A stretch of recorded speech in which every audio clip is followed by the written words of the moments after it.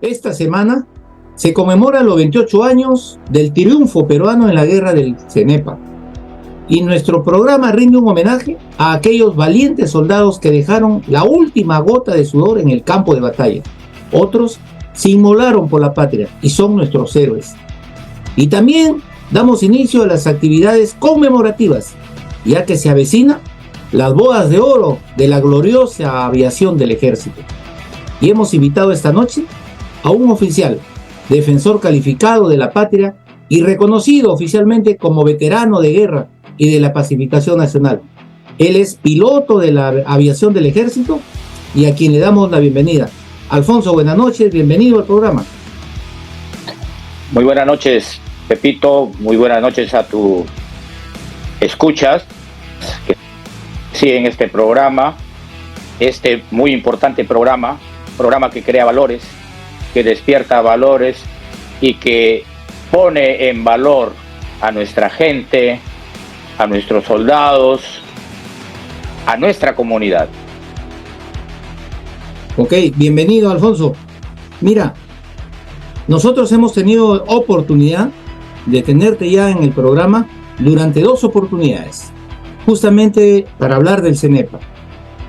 Pero es curiosidad de nuestros seguidores, del público que nos sigue semana tras semana, siempre hay algo nuevo que contar, Alfonso. De repente no lo has hecho en anteriores oportunidades. Y como se trata de rendir un homenaje por los 28 años del triunfo peruano, entre comillas, triunfo peruano de nuestros bravos combatientes, por eso queremos, por favor, que nos cuentes algo que no nos hayas contado anteriormente y que necesita saber el público televidente. Particularmente, Alfonso, queremos que nos digas qué pasó, por ejemplo, el 13 de febrero. El 13 de febrero desaparece el helicóptero el día 13 de febrero. ¿Cuántos días estuvo ese helicóptero, digamos, sin aparecer? Y ahí entra a tallar tu tripulación que va al rescate, ¿correcto? Así es. He dado como desaparecido oficialmente el 13 de febrero. A mí me ordenan hacerme cargo de la... mi tripulación y a mí nos ordenan, nos hagamos cargo de la búsqueda.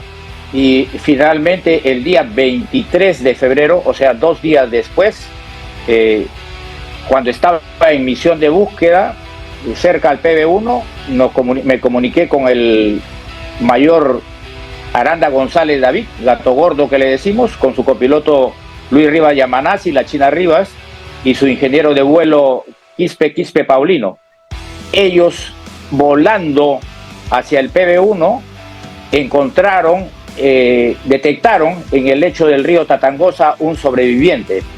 Y como estaba pesado ese helicóptero, solamente pudieron lanzarle unas raciones de campaña y un posicionador de satélite, ¿no?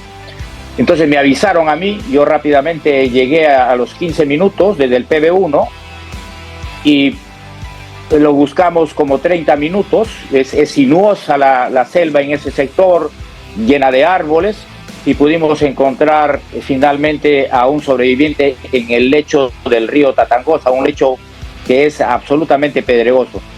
Yo estaba con 15 hombres que me ayudaban a buscar, no eran destinados específicamente para la búsqueda.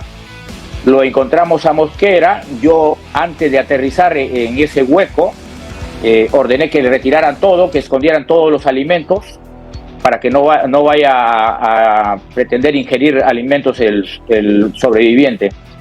Conseguimos aterrizar a duras penas en el lecho del río Tatangosa, y lo encontramos porque él estaba en calzoncillo y se había sacado su mameluco y lo ondeaba como una bandera. Hablamos del técnico Mosquera Soto Carebebe, que le decimos. Entonces logramos aterrizar y Mosquera subió por su propio pie al helicóptero, llegó a mi cabina y me dijo: tenías que ser tú, Poncho, tenías que ser tú. Pero cuando estoy por decolar, me tocan la puerta, la ventana de mi ventana de piloto, y le abro y es el mayor Cáceres y prácticamente me ruega que lo lleve, que él me puede ayudar. Yo lo conocía al oso Cáceres y accedí. Le dije, pasa, pese a que pesaba como 100 kilos. Alfonso. Y nos fue de mucha utilidad. Alfonso, antes que continúes, para nuestros televidentes, el oso Cáceres, en esa oportunidad mayor del ejército, oficial comando del ejército, es el actual alcalde de Juliaca. Así que eso provincial, hacer. Así provincial es el alcalde provincial de San Román. Así es. Continúa. Sí, muchos recuerdos. Y él me pide, lléveme por favor. Estamos hablando, cuando podemos contar después de que han pasado los hechos, como que parece simple, pero en esa incertidumbre que hay en las operaciones, ofrecerse de voluntario para algo que no sabes qué va a pasar, hoy día es absolutamente rescatable. Entonces lo subimos al oso Cáceres y conseguimos a duras penas decolar de ese sitio y Mosquera felizmente lo pasamos a la cabina y comenzó a contarnos qué había ocurrido, qué había transcurrido. Entonces finalmente concluimos que detrás de Mosquera venía el técnico Pasapera y el copiloto, pero espaciados. Ahí, o sea, él les avisa, está también sobreviviente Pasapera. Sí, conmigo vienen, eso sí no sabía mucho tiempo, han venido ayer, anteayer, venía yo con el copiloto El Lorito y venía con Pasapera y después nos hemos separado, entonces sabíamos que estaban atrás.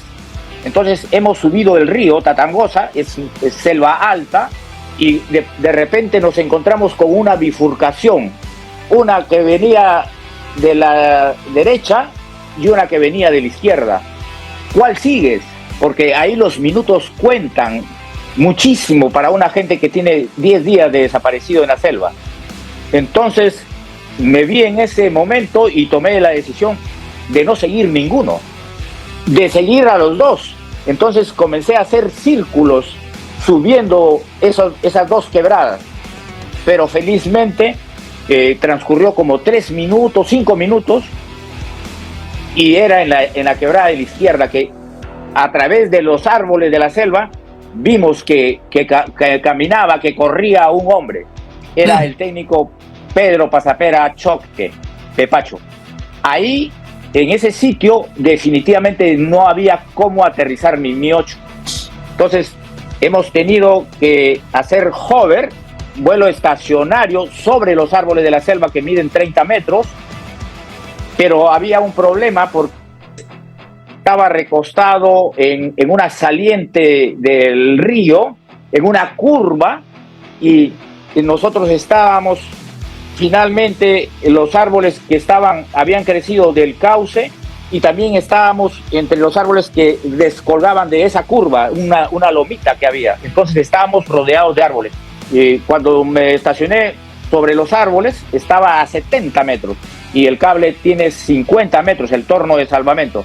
Entonces tuvimos que maniobrar a máxima potencia del motor del Mi 8, maniobrar, y aquí me va a ayudar este helicóptero.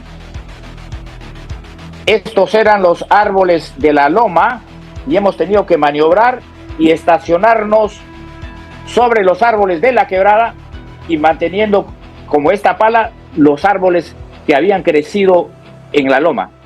Ahí estaba mi helicóptero, así. Ahí conseguimos estar a 40 metros, pero tenía árboles arriba, así como acá, y árboles atrás y árboles abajo. Entonces, y estábamos bien.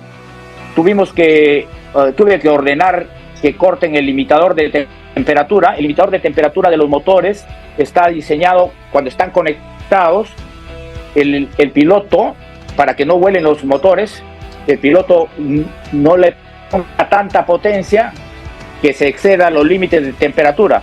Entonces, mientras funciona el limitador, el piloto, por más que jale la palanca hacia arriba, ya no va a exceder los 900 o las especificaciones técnicas que dicen ese motor, pero se puede caer. Entonces tuve que cortar limitadores. Ahora sí podía yo levantar y podía subir la temperatura, pero podían explotar los motores, y ahí estábamos.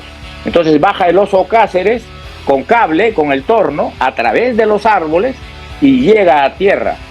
Y lo ubica a Pasapera, el cual se le corrió porque estaba loquito, estaba desquiciado y pensaba que era un ecuatoriano.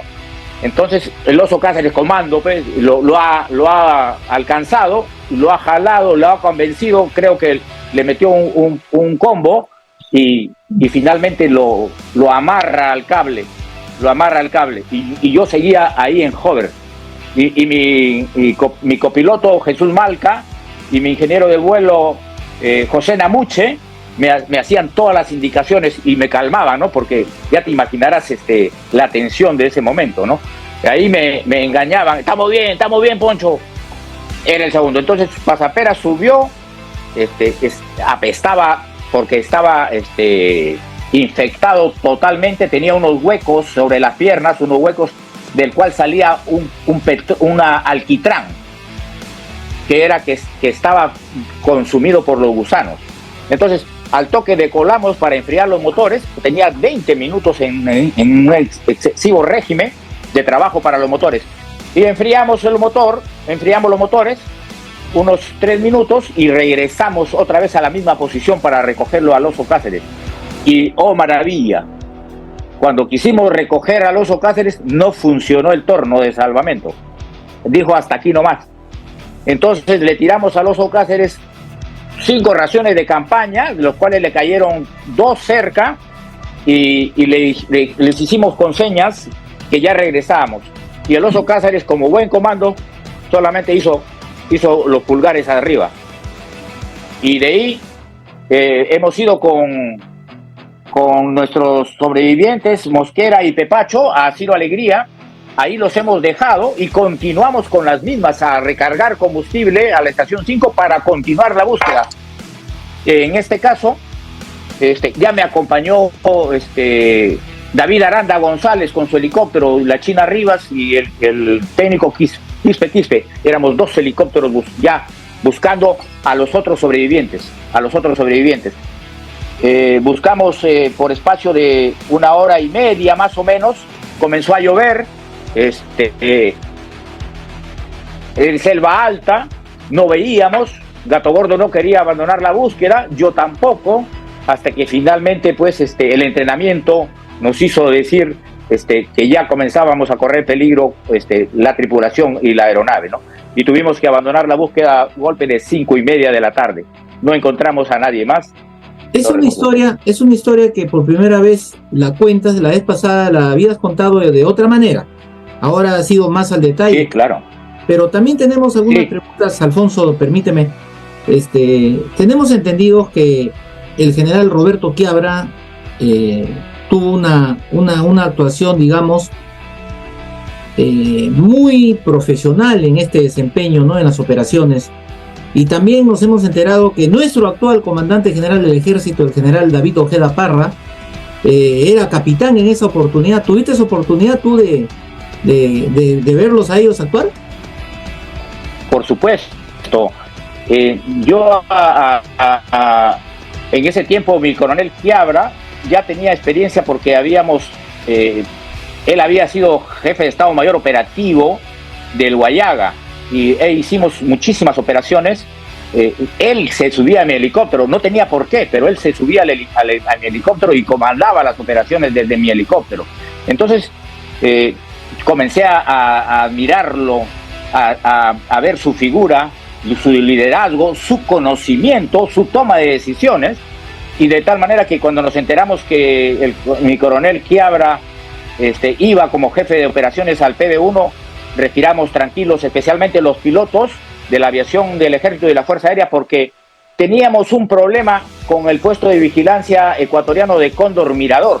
que ahí, si se descolgaba un tirador antiaéreo, nos podía dar en pleno vuelo y hacernos volar. El coronel Quiabra llegó y lo primero que le ordenó a mi hoy fallecido promoción a Seijas Pajares, que tenía su unidad que llegó de Huancayo, creo que era el batallón contrasubversivo 32. Entonces mi coronel Quiabra en ese tiempo dijo, estos muchachitos que vienen de Huancayo no están aptos para la selva, y le encargó la misión, le dijo a Seijas, tú hazte cargo del flanco oeste de Cóndor Mirador, lo más arriba posible para que los pilotos puedan volar tranquilos y no estén a merced de los tiradores antiaéreos ecuatorianos. Entonces, una decisiones totalmente profesionales, liderazgo y todo. Y a mi general, hoy día general de ejército Parra Ojeda, también tuve la oportunidad de verlo en acción. Él estaba de capitán, comando, fuerzas especiales, y tenía la misión específica de mantener el contacto, la comunicación entre el coronel Quiabra y las tropas que estaban en el frente de combate. En medio estaba mi capitán en ese tiempo, David Ojeda Parra, actual comandante general del ejército, y él mantenía la comunicación en cable, por radio, por yachis, por mensajeros, y no estamos hablando de comunicación normal, o sea, estamos hablando de comunicación en combate, que está aquí con un radio y que ya está disparando porque ya se acerca el enemigo y todo eso, ¿no? Qué bien hemos tenido... Sí. Qué bien, Alfonso, que nos cuentes estas historias, porque en realidad vienen a ser como un buen legado para todos los jóvenes, ¿no? Los jóvenes que recién empiezan en la institución, y también un ejemplo, ¿por qué no?, en esta circunstancia coyuntural que tiene el país, un ejemplo de lo que significa amar a la patria, pues, porque el ejército, el verde olivo, siempre se lleva como si fuera nuestra sangre. Nosotros somos verde olivo, al menos mi sangre es verde, la tuya también es verde y olivo todavía. Alfonso, verde mancoreño. Verde mancoreño. A nombre del programa Yo Amo Mi Ejército, queremos agradecerte por habernos contado estos testimonios de historia, de guerra y de valor, que la verdad es que nos has dejado impresionados, porque hay cosas que no conocíamos. Tu palabra final. Muchas gracias. En primer lugar, como siempre te digo, Pepito, yo te felicito por la tarea que haces, no recompensada, no reconocida, pero algún día nosotros, yo sigo peleando por Pepacho, que han pasado 28 años, 4 años de gestión y todavía no puede ser reconocido como defensor de la patria. Que sean profesionales, que tengan liderazgo, porque la guerra no avisa. La guerra está en este momento, disculpen para los civiles que me escuchan, la estamos peleando hoy día. No tiene un letrero de guerra, ni tiene por qué tenerlo. Son conflictos, disturbios, manifestaciones, pero nosotros, a los militares y a los policías, nos preparan para la guerra. Y no tenemos que esperar un letrero que diga se ha declarado la guerra. Tenemos que ir aplicando lo que tenemos conocimiento, lo que podemos decidir, y aplicando racionalmente la fuerza. Racionalmente la fuerza. Estamos de acuerdo, Alfonso, contigo. Compartimos tu opinión. Nuevamente, muy agradecido y que vengan más oportunidades para conversar, Alfonso. Muchas gracias. Muchas gracias a ti, Pepito. Muchas gracias a ti.